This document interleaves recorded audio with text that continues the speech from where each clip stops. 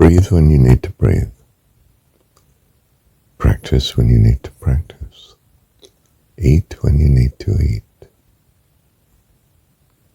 So I'm not enslaved by either, any of such. My time and my days are therefore made freely available to what God has. But when I see the unsatisfactory nature of where my preoccupation is at some point in time, I switch back to the practice. I think, I could do some energization exercises, Paramansa type exercises. Or I could meditate. Or I could list some of the things I'm thankful for in my diary. Or I could read such and such a book again, a part of it, because I know how inspiring it is. It will lead me back. Do you realize you're to eat when you're hungry, but to eat continually, that's a disaster.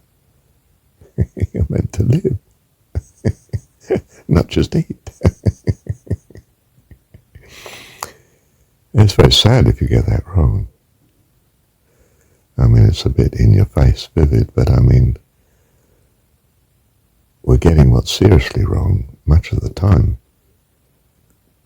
And whenever you realize, this is not quite harmony, this is not quite right, this is not quite the right company, this is, I think we can do better than this. Let's do so and so. Goodness, it might be just resting. In my case, doing my Kriya breathing practice. That's often the way I wake up. I seem to wake up at 3 this morning. It's 7 minutes past 5 now, but and I thought, right, let's do the Kriya. And I gave it about just over half an hour.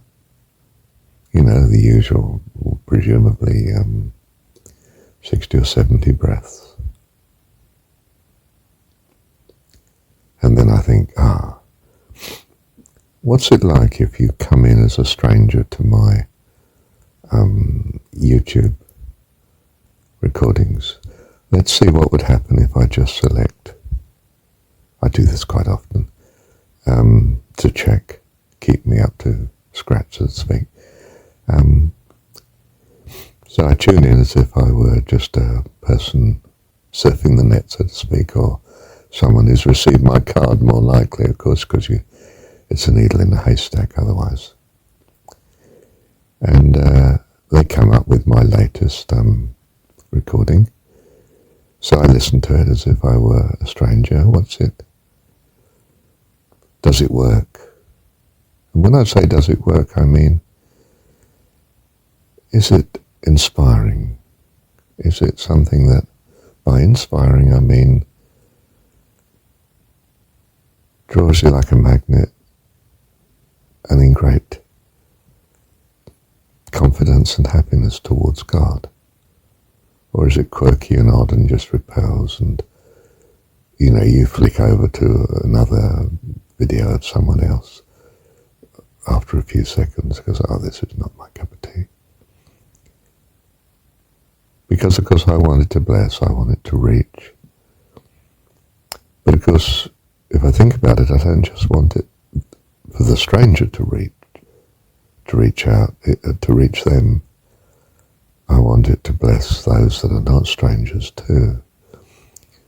And some of my recordings seem extremely concentrated, for instance, on a sort of prayer or mantra suggestions like, I and my Father are one, which is, of course, a quote from what Jesus says at some point in the story.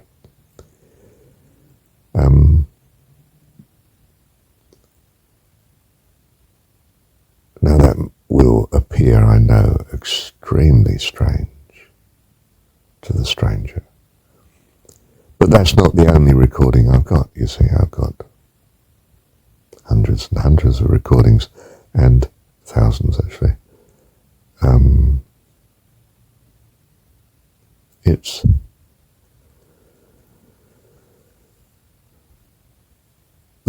in some sense, recordings need to be of a great variety, just as living needs to be of a great variety. That we relate to all life. We want to be a blessing to all life, not just to a few chosen ones. It would be so sad to leave people out. So yes, I do want to relate. Relating is important.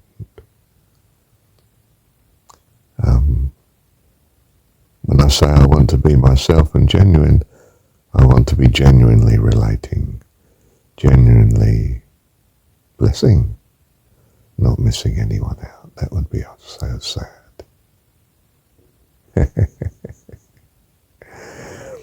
That's the ideal. It's not necessarily what I can attain and achieve, of course, but it's what we value that counts, you see. That's what you are, what you value.